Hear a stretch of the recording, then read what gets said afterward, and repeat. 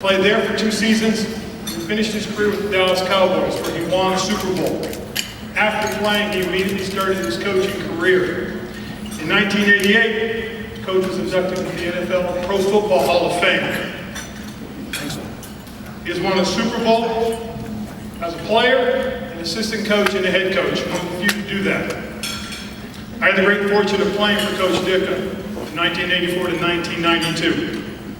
In my 9-year NFL career, I had a lot of fun. I had a great time.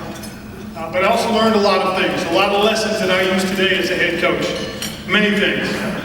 One of the things that I learned from Coach was be honest, be upfront, be demanding, but be fair. He was very, very blunt. Believe me, he really was. He also had the creative to tell them what they need to hear, not what they want to hear. He had a way of telling them. He never asked the player to do anything that he never did as a player. And remember, he was a Hall of Famer, so his standard was very, very high. Also, because he played the game, he was a player. He knew. He just knew. He understood, but he knew. 1988, training camp, Platteville, Wisconsin. A little after curfew, a crew of us decided we're going to skip out. How many of you guys get the ideas? The crew of us decided to skip out and go to the local VFW. We get in there, we're having some beers, playing a little bit of pool.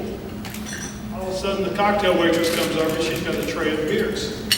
So we all reach for money, say, here we got it. She goes, oh, no, they're from the coach. We froze. So he comes over, he starts talking, and I'm thinking, okay, it's a trap. He's going to get us all of us. But he starts talking.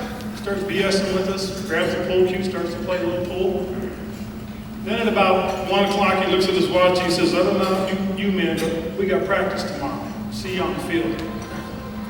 So, we get up in the morning, 8:30, we're out on the field, we're getting ready for practice.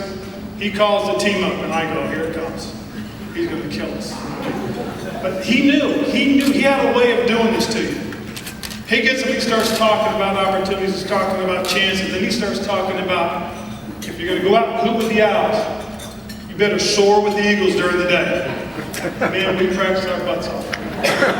We got the message. It was one of the best practices we had had. And believe me, there are a lot of great lessons I learned. Some were easy, and some were hard.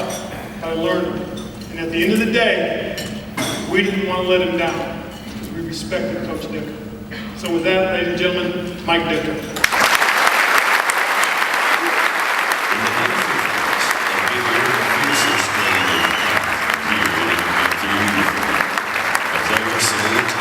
But in the Steel City, they chose to call him Iron Mike. Mike Ditka was an intense, tenacious competitor, by far the toughest end to tackle in the country. But in Pitt, it was also his defensive play that